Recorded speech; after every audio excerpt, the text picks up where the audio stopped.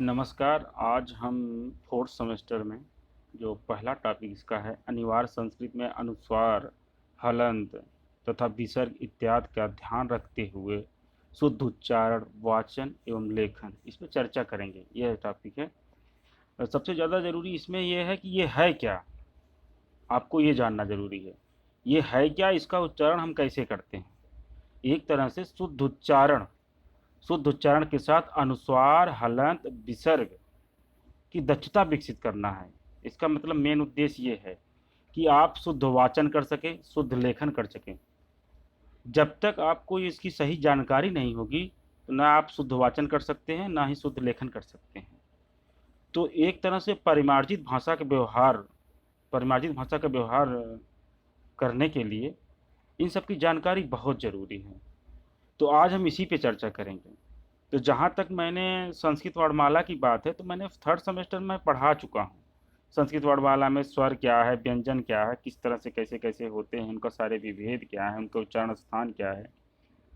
तो आज मैं केवल यहाँ पे अनुस्वार की चर्चा करूँगा, हलंत की और विसर्ग की। तो इस तरह से हम आगे बढ़ते हैं इस पे। तो एक तरह से ये मेरे द्वारा ही मैं ही बनाया हूँ ये नोट्स, छांट करके जहाँ से भी हो सका है अपना मतलब यथोचित सही करने का प्रयास किया है। आप लोग इसे देख सकते हैं अच्छे से। तो सबसे पहले हम अनुस्वार की चर्चा करेंगे। यहाँ मैंने ये भी लिख दिया है कि समस्त वर्णों को 4 वर्गों में विभक्त किया जा सकता है। ये तो मैं अपने तरफ से बनाने के लिए बनाया है, बाकी ऐसा कुछ व्याकरणिक रूप से नहीं है। तो सबसे पहले हम अनुस्वार की चर्चा करते हैं। अनुस्वार उच्चारण की एक मात्रा है। पहला पॉइंट इसका है कि एक उच्चारण की एक मात्रा है। इसके विषय में आगे इसमें कहा गया है कि अनुस्वार का उच्चारण उसके बाद आने वाले वर्ण पर आधारित होता है। ठीक, अनुस्वार के बाद आने वाला वर्ण जिस वर्ग का होगा, अनुस्वार का उच्चारण उस वर्ग का अनुनासिक होता है। समझ रहे हैं आप लोग इसको? कहने का मतलब ये है कि जिस वर्ग का होगा, जैसे मतलब मैं गंगा कह रहा हूँ, यहाँ ग आ रहा है यानी क वर्ग का आ रहा है, तो क वर्ग का यहाँ पे अंग आएगा। देखिए मैंने उदाहरण के रूप में यहाँ दिखाया भी है, इसको आप देख सकते हैं। जैसे क अगर अनुस्वार है, उसके बाद क वर्ग का कोई अक्षर है, पंचमाक्षर को छोड़ करके कोई अक्षर है, तो वहाँ पे पंचमाक्षर आएगा, क ख ग घ। उसके बाद इसमें दिया है, देखिए बराबर अंग कर दिया है। इसी तरह आप च वर्ग को भी देख सकते हैं अनुस्वार में। अनुस्वार के बाद यदि च वर्ग का व्यंजन आता है तो अनुस्वार का उच्चारण य जैसा होता है। अब देखिए जैसे इसमें दिया ना, अनुस्वार च छ ज झ, इसमें कोई भी आता है, अगर कोई भी अनुस्वार के बाद कोई भी वर्ग आता है, च वर्ग का कोई वर्ण आता है, उसका उच्चारण इ जैसा होता है। जैसे पंच दिया है, प इ और इ पे हलंत लगा है, च है। इस तरह चंचल दिया है, आप देख सकते हैं। आगे बढ़ते हैं हम।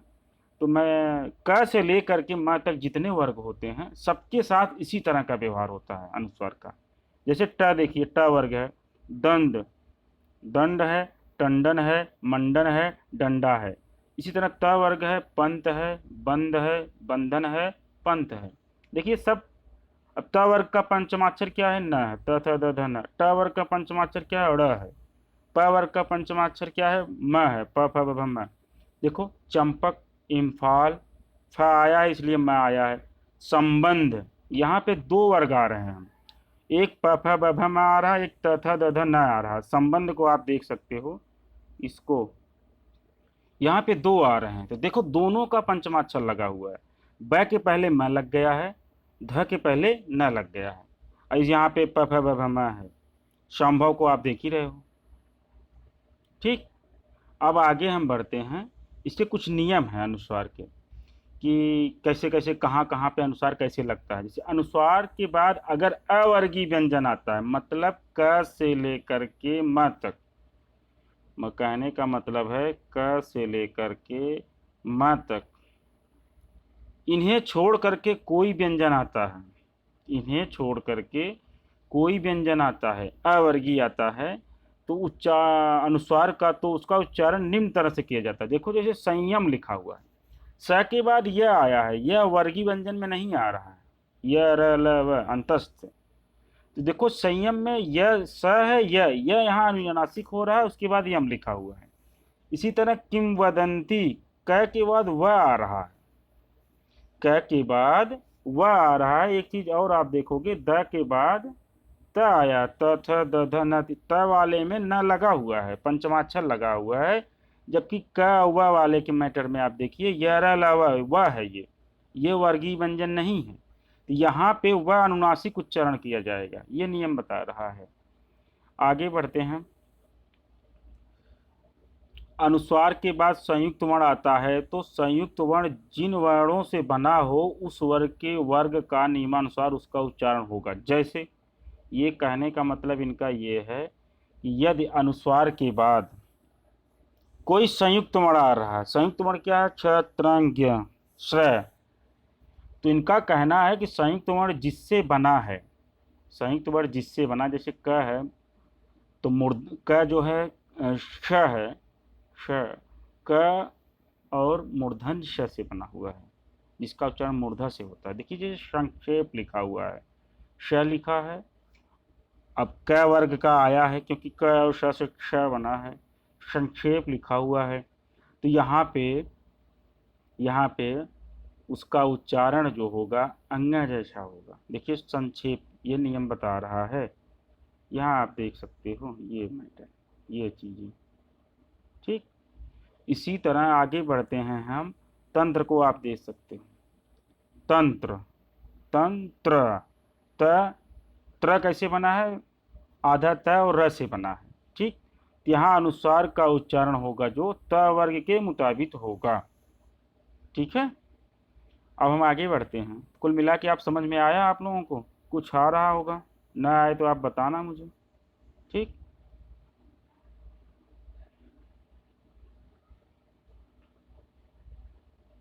आगे बढ़ते हैं। इसमें विसर्ग आता है।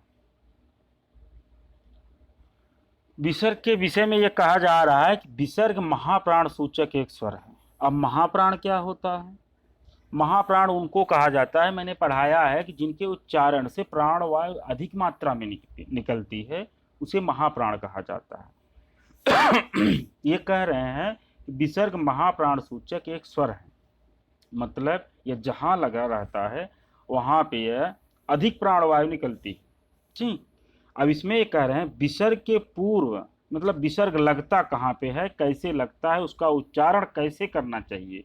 कहीं ऐक है, कहीं आ है, कहीं ओ है, कहीं ई है, तो उन जगहों पे विसर्ग का उच्चारण हम कैसे करेंगे, उसी को यहाँ पे दर्शाया जा रहा है। बाकी तो सभी जानते हैं विसर्ग का उच्चारण करते समय ह जैसे बोला जाता है, लेकिन इसमें ये दिखा रहे हैं कि कहाँ पे किस तरह से बोला जाता है, क्योंकि आपके टॉपिक का विषय भी यही है कि इनका ध्यान पूर्वक कैसे उच्चारण आप करेंगे इन टूल्स का। ये जो हैं, जैसे अनुस्वार है, विसर्ग है, तो विसर्ग में ये कह रहे हैं विसर्ग के पूर्व अकार हो तो विसर्ग का उच्चारण है जैसा होता है, ठीक। आ हो तो हा जैसा, ओ हो तो हो जैसा, ई हो तो ही जैसा। समझ रहे हैं आप, शायद समझ रहे होंगे अगर मैम मन से देखेंगे, बाकी नहीं तो टाइम कहाँ है किसके पास इतना। विसर्ग के पूर्व कह रहे हैं अकार हो तो विसर्ग का उच्चारण है जैसा, ठीक। आ हो तो हा जैसा, ओ हो तो हो जैसा, ई हो तो ही जैसा, ठीक है, होता हो तो, ठीक, होता है। पर विसर्ग के पूर्व अगर ए कार हो तो विसर्ग का उच्चारण ही जैसा होता है। अब देखो कुछ उदाहरण दिया गया है, इसे आप देखेंगे। जैसे मैंने कहा ना, अ जैसा हो तो है जैसा होगा, केशव है जैसा। अब आ हो तो हा जैसा होगा, बालाह। अब हो जैसा होगा, वोह, भोह, मति, मति ही जैसा, चक्षु हु जैसा। अब है देवह ही जैसा, भूमे हे जैसा। ये देखो इस तरह से किया जाता है, जहाँ पे जैसा आता है उस तरह से उच्चारण किया जाता है। और संस्कृत की जान है उच्चारण, उच्चारण की शुद्धता, उसका कहाँ पे अनुस्वार, कहाँ पे विसर्ग, अगर आप सही से उच्चारण करते हैं तो वाकई मतलब संस्कृत की आपके पास समझ लो जानकारी है। नहीं तो अधिकांश लोग संस्कृत के उच्चारण सही से नहीं कर पाते हैं। मंत्रों का उच्चारण हर जगह विसर्ग, अनुस्वार, हलन का भरपूर ध्यान देना पड़ता है और लेखन में भी इसका ध्यान देना पड़ता है। संस्कृत में अगर इन चीज़ों को आप छोड़ देते हैं लेखन में तो आपको नंबर नहीं मिलता है। अगर आप इन चीज़ों को ध्यान देते हैं, कहाँ हलंत है कहाँ विसर्ग है, तो नंबर आपको गणित की तरह संस्कृत में मिलता है। ठीक है, लिखा है एक आगे एक नियम और आगे दिखा रहे हैं कि विसर्ग के बाद यदि स तीनों स उष्म व्यंजन आए, तालव्य स, मूर्धन्य स या दंत स आए तो विसर्ग का उच्चारण अनुक्रम से तालव्य स, मूर्धन्य स, दंत स करना चाहिए। जैसे धनंजय सर्वः लिखा है, धनंजयस्य सर्वः, मतलब ये कह रहे हैं कि अगर विसर्ग के बाद ये तीनों स में कोई स आता है तो उसका उच्चारण उसी तरह कर दिया जाता है, वो आधा हो जाता है। इसी तरह श्वेतः शंखः, तो श्वेतस्य शंखः ये कह रहे हैं। ठीक है, आगे बढ़ते हैं। इसी तरह एक इसमें ये भी दिया है, गंधर्वाः, गंधर्वाः षट, गंधर्वा षट। ठीक, अब आगे ये भी है कि स के सामने मतलब बाद में अ आने पर दोनों का सो बन जाता है। जैसे सह अस्ति सो अस्ति, सह अवदत सो वदत। ठीक है, एक मैं संधि भी पढ़ाया था, आप लोगों ने ध्यान दिया होगा, यही संधि है वो। विसर्ग के पहले, अगला नियम बता रहे हैं, विसर्ग के पहले अकार हो और उसके पश्चात मृदु व्यंजन आता हो तो वे अकार और विसर्ग मिलकर ओ बन जाता है। देख रहे हो आप, ये अब आता है मृदु व्यंजन। क्या है मृदु व्यंजन? शायद मैंने बताया भी था, वर्ग के प्रथम द्वितीय और तीनों उष्म व्यंजन को छोड़ करके सारे व्यंजन शेष व्यंजन मृदु व्यंजन कहलाते हैं। मैंने इसीलिए लिख भी दिया है आपको जानकारी के लिए, शायद भूल गए हों आप लोग। तो इसमें ये कहा गया है, देखो, तो दोनों मिलकर जैसे पुत्रः गतः, तो यहाँ पर दोनों मिलकर क्या हो जाएंगे? पुत्रो गतः। रामः ददाति, रामो ददाति, इस तरह से है। फिर आगे ये मृदु व्यंजन का है कि पांचों वर्णों के प्रथम द्वितीय अक्षर तथा शेष श श स वर्णों को परुष व्यंजन और शेष को मृदु व्यंजन कहते हैं। फिर आगे भी दिया है कुछ, इसमें नियम और है। विसर्ग के पहले आकार हो, उसके पश्चात स्वर हो तथा मृदु व्यंजन आता हो तो विसर्ग का लोप हो जाता है। मतलब ये कह रहे हैं, अगर विसर्ग के पहले आ हो, दीर्घ आ, और उसके बाद स्वर हो तो स्वर तथा मृदु व्यंजन आता, अगर स्वर हो या मृदु व्यंजन हो तो विसर्ग का लोप हो जाता है। जैसे असुराः नष्टाः, असुरा नष्टाः, मनुष्याः अवदत् अवदन्, मनुष्याः अवदन्, मनु लिखा है फिर आगे मनुष्यावदन्। ठीक है, फिर आगे हम आते हैं हलंत पर। हलंत यह ब्राह्मी लिपि से, यह भी है चिन्ह है। ठीक है, इसके विषय में बता रहे हैं। यह ब्राह्मी लिपि से उत्पन्न लगभग सभी लिपियों में प्रयुक्त एक चिन्ह है। ठीक है, जिस व्यंजन के बाद यह चिन्ह लगा होता है उस व्यंजन में छिपा हुआ अ समाप्त हो जाता है। ठीक है, मतलब जहाँ भी हलंत लगा होता है, मैंने बताया है व्यंजन संधि में भी बताया है, जहाँ भी हलंत लग जाता है वहाँ उसमें समाहित जो स्वरवर्ण होता है वो निकल जाता है। ठीक है, तो इसमें दिया है कि असमाप्त हो जाता है। विभिन्न लिपियों में इसके लिए अलग अलग नाम है। जैसे देवनागरी में इसे हलंत कहा जाता है, मलयालम में इसे चंद्रकला कहते हैं।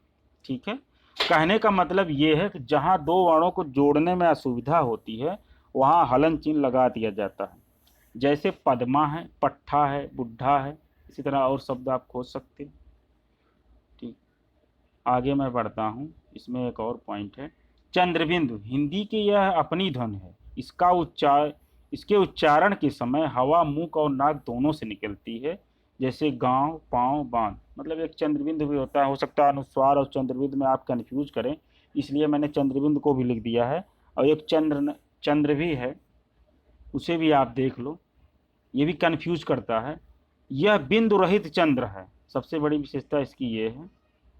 और ये मतलब एक तरह से अंग्रेजी की ध्वनि है। इसकी ध्वनि औ की तरह है, जो अंग्रेजी की स्वर ध्वनि है। अतः इसका प्रयोग अंग्रेजी के ही उन शब्दों में होता है जिनका प्रयोग हिंदी में किया जाता है।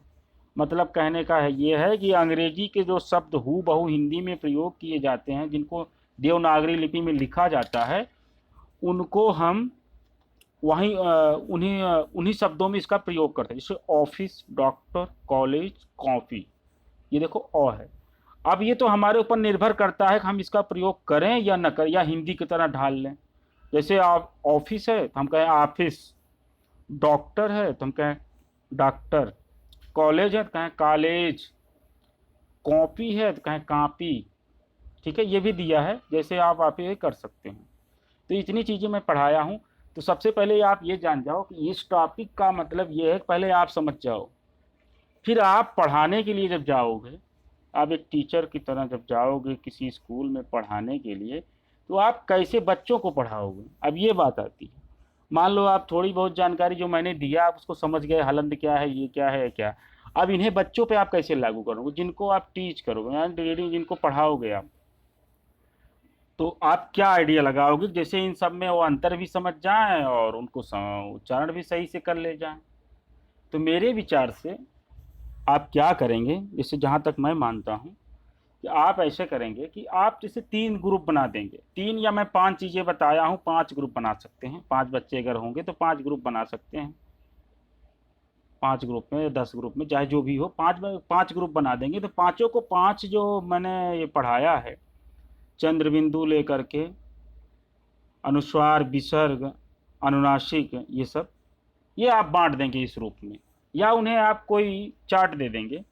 तो उसमें हर ग्रुप को आप क्या करेंगे, जैसे अनुस्वार वाले ग्रुप को अनुस्वार के ही शब्द लिखवाएंगे जिनमें अनुस्वार लगा हो, और दूसरे ग्रुप को, जैसे विसर्ग वाले को, विसर्ग ही लिखवाएंगे।